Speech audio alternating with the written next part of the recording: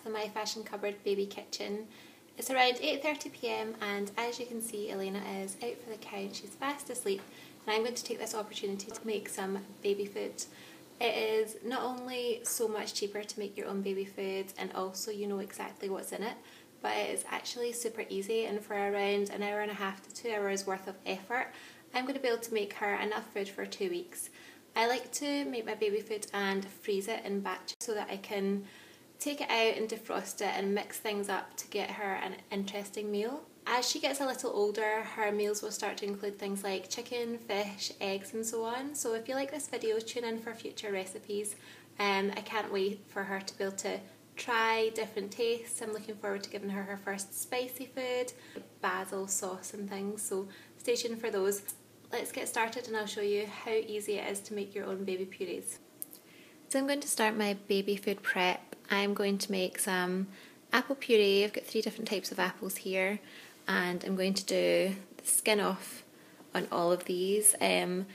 Elena is just about 7 months and the skin is so full of fibre that it's probably still a little too hard for her to digest. As she gets a little older, she'll be able to digest the skin, but for now I will be peeling both the pears and the apples. And I have here a cauliflower floret, and with this I'm going to steam it and blend it with some mild cheddar cheese and some baby milk and make some cauliflower cheese, because around the 7-month mark it's safe to start introducing cheddar and other cheeses apart from blue cheese into your baby's diet. So this will be her first taste of cheese.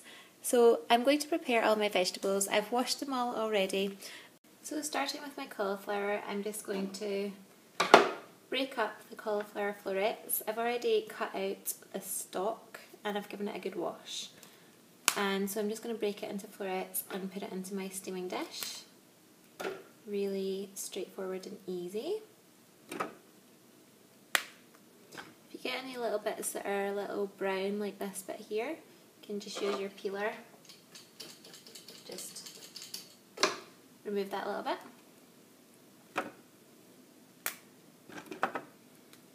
Try and break them into fairly evenly sized florets, and that way they will cook around the same time.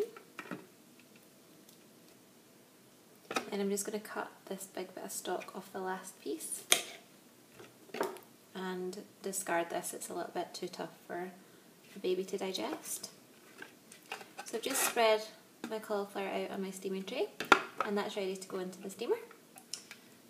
But before we turn on the steamer, we are going to prepare the other fruit. So moving on to my pears.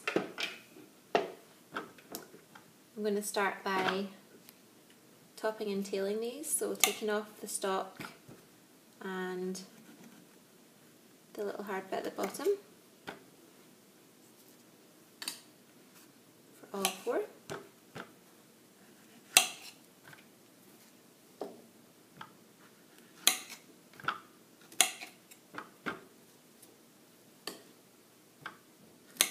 And pears are probably Elena's favourite fruit that I've seen so far. She gets really excited when she's got pear puree, so I try to make sure that I've always got some in there. And even though she will be moving on to foods that are more of a mash consistency, I still want to have plenty of fruit purees in the fridge, because I think they're always really good to add to her desserts and to like her porridge or her Weetabix in the morning. So whilst she will start eating whole fruits as she gets older, I'll still like to have a batch of pureed fruit in the freezer at all times, so this will absolutely not get wasted. So I'm just peeling my pear with a vegetable peeler. The skin comes off really easily. This one's nice and ripe, so nice and easy.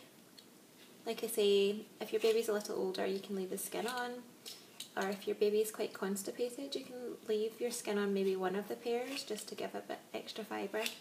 But I'm just going to peel my whole pear today.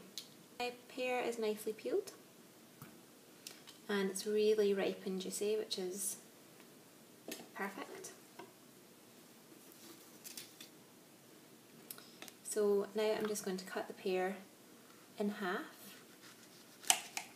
and open it up, and you'll see that there are there are some seeds inside, so I just need to cut those out. So I like to cut the pear into quarters and then just remove that little middle bit of seeds with my knife. Just watch you're not taking too much out, but about that much is about right. None in that piece. And again, just gently taking out that little bit of the seeds. And there we go. Chopping into small pieces. This won't take long to steam because it really is so ripe and juicy, which will be delicious. But again, I'm cutting them into fairly equal sized chunks so that they will cook evenly.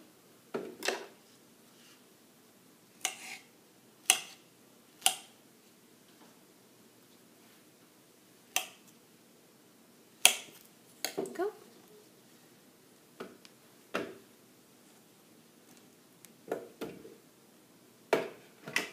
So that's one pear done, and in my steaming tray I will get on and peel and chop the others, and then we'll move on to the apple. So I have peeled and chopped all my pears, and there is a good amount in there that's going to do her several meals. So I'm going to move on to my 3 apples and just do exactly the same thing. So just taking my first red apple, I'm going to peel this one.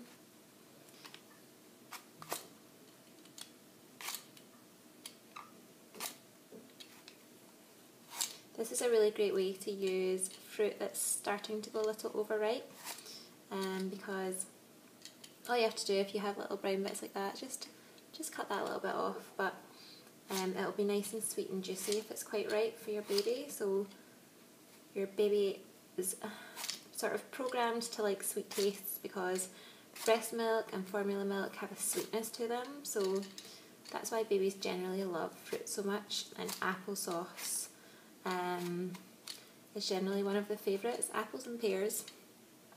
And you can buy applesauce, absolutely, but it will never be as fresh as making your own for a start, but it will also be a lot more expensive than making your own, because these 3 apples will do a whole ice cube tray of apple puree, and I would usually just put a couple of ice cubes in her breakfast every morning.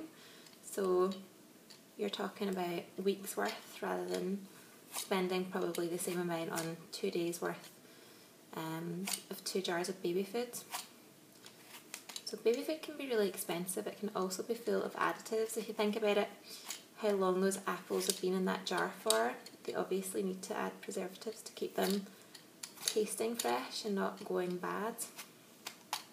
So I just always think it's a better option to make your own food if you can, and hopefully this video will show you just how quick and easy it can be.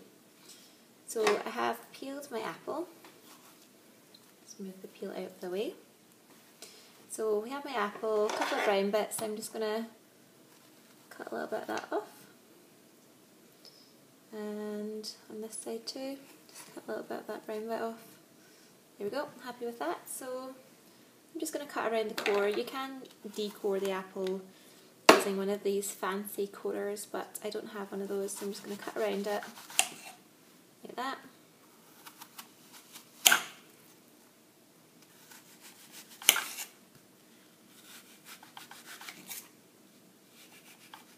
Until I've got it, and just try to get as much of the apple as possible, just left with the core, and I'm just going to chop that up. So nice and simple, into bite-sized cubes like that, and into the steaming container they go.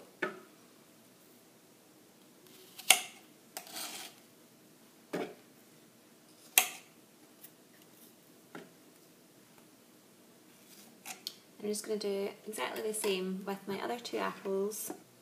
So that's the hard part over. I have peeled and chopped all of my apples, my pears and my cauliflower, and they're all ready to go in the steamer and steam for around 20 minutes or so until they're nice and soft, and then I can get on and puree them. So that's my steamer on. It's set for around 20 minutes. Apologies for the lighting over here, it's really dark in this corner of the kitchen. But I have my pears on the top, apples in the middle, cauliflower on the bottom. more or less based on what I think will cook fastest. I think the pears will cook the fastest. So we're just going to leave this to do its job, and then I'll come back and puree it later. My fruit and veg has been steaming for approximately 20 minutes, and as you can see, it's nice and tender and just falls off the end of a sharp knife. So it's absolutely ready to be pureed. So I'm going to start scooping my pears into my food processor.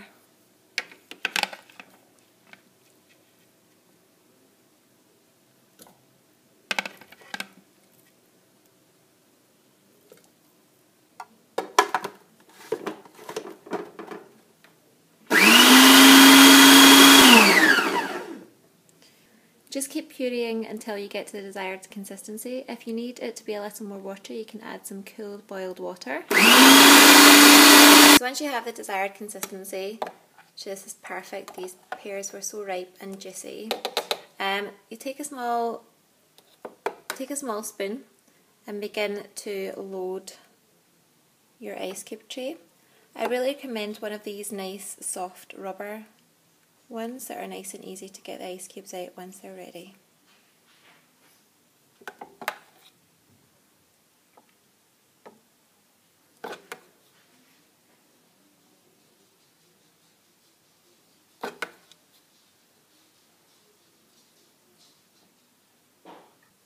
So that is me filled my ice cube tray with the pear. 4 pears gave me a generous helping of ice cubes to put in my freezer. Generally I will give Elena around 3 ice cubes with her breakfast, 2 to 3 with her porridge in the morning or with her Weetabix, and so this gives me 35 ice cubes, so you're talking like about 12 days portions. If you think how much 4 pears would have cost compared to 12 days of baby food jars, then you can see you're saving a huge amount of money. So what I need to do now is leave it in the ice cube tray to cool down a little bit, and then I can cover it either with cling film or with a Ziploc baggie. If you're using cling film, be really careful when you're removing it because it can stick to the ice cubes and you want to make sure that there's no plastic in your baby food. So I would generally recommend using a Ziploc bag, and it's much easier to remove. I've now rinsed out my food processor, and I'm going to do exactly the same with the apple that we steamed earlier. Just putting that all in there. I've already checked that it's nice and soft like the pear. And just doing exactly the same as what we did before, so we're going to puree this. Just going to pulse it first and then add some cooled boiled water if we need to. If you wish, you can add some cinnamon to the apples for an extra punch of taste, particularly if your baby is a little older.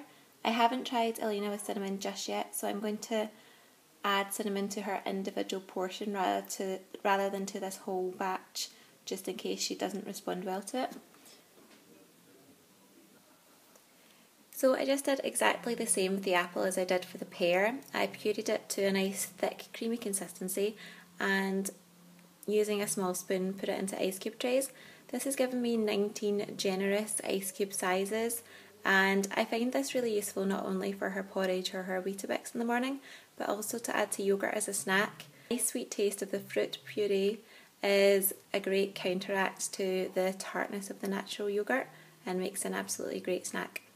So finally we're going to move on to the cauliflower, and this time I'm going to whiz this up with some mild cheddar cheese and some baby milk.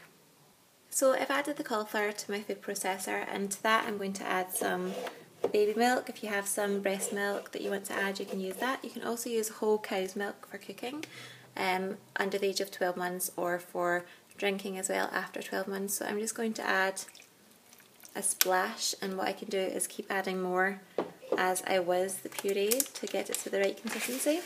I'm also going to add about a small handful of the mild grated cheddar. This one is uncoloured, so it's not got any added colouring.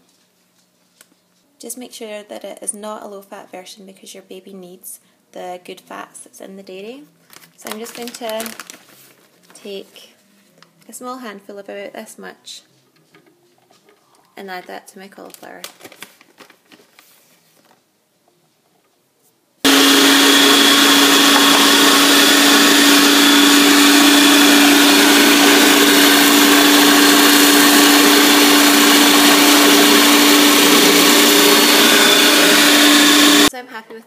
of this now. It's a really nice, thick, creamy consistency. It looks really creamy and delicious. You can obviously add more milk if you want it to be thinner, or less milk, or even just pulse it if you want thicker chunks of cauliflower if your baby's a little bit older and the baby has teeth. But I'm quite happy with that, so I'm just going to do exactly the same as what I did before and fill my ice cube tray with the cauliflower cheese. I'm also going to do a few small boxes full as well, mostly because I don't have enough ice cube trays to accommodate all of the baby food that I'm making just now, but also because it's quite handy to have little tubs ready just to take out with you to defrost during the day, and you know that there's a good sized portion. However, I generally do like to freeze things in ice cube trays because that way you can really control the portion size, and also if your baby doesn't respond particularly well, doesn't particularly like a vegetable, you don't feel like you're wasting a lot of it if they're not eating it. What you can do is, if in the first day you've taken out, say, 3 ice cubes of the vegetable and they've refused to eat it, the next day you can take out 2 ice cubes of that vegetable and 1 or 2 ice cubes of one that you know he or she really likes, and mix them together so you can get kind of a mixed approach, which allows you to make sure your baby's eating, for example, for me it's spinach. They are eating their greens, but also they're enjoying it and you're not forcing it down them. So that's why I like to use ice cube trays, because it does give you that more flexibility. But I will be using a combination of ice cube trays and tubs for this cauliflower cheese, which looks creamy and delicious, and I'm sure she's going to love it. So I've completed my baby meal prep, and the cauliflower cheese made me 32 ice cubes in this ice cube tray, so that's more or less 10 meals. Plus I also got another 6 containers, and each of these containers has around 3 teaspoons, which is the equivalent of around 3 ice cubes. So yeah, a good sort of 16 to 17 meals out of that one cauliflower, a handful of cheese and some baby milk. I do a batch like this every week or so, because obviously I don't want my baby to be eating the same food for 2 weeks. But if you do a batch like this, keep it in the freezer. You can keep all of this stuff in the freezer for 3 to 4 months for vegetables, 2 months for any meats or fish. It means that you can mix and match what's in your freezer and give them a nice hearty and healthy meal. So here is my baby food all packaged up and ready to go in the freezer. I've used little bags which I've already put on to each what is inside and what date I made it. If the bags don't quite close at the top, I like to put cling film on top just to make sure everything's really well sealed.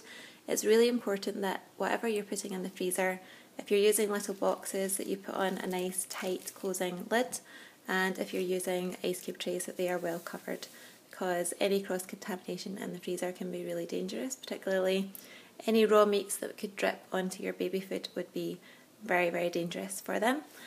So make sure they're really well wrapped. Tie the bags if you can, otherwise cling film on top of them. And these are ready to go in the freezer, and in about an hour and a half of effort, I've made Elena around a fortnight worth of food. Obviously I don't want to give her the same food every night, so I will switch it up, but in general I've got around 15 days worth of breakfast, snacks and dinners in an hour and a half of effort. So I hope you enjoyed this video. Please tune in for further recipes for babies and let me know if you've got any questions. Thanks, bye.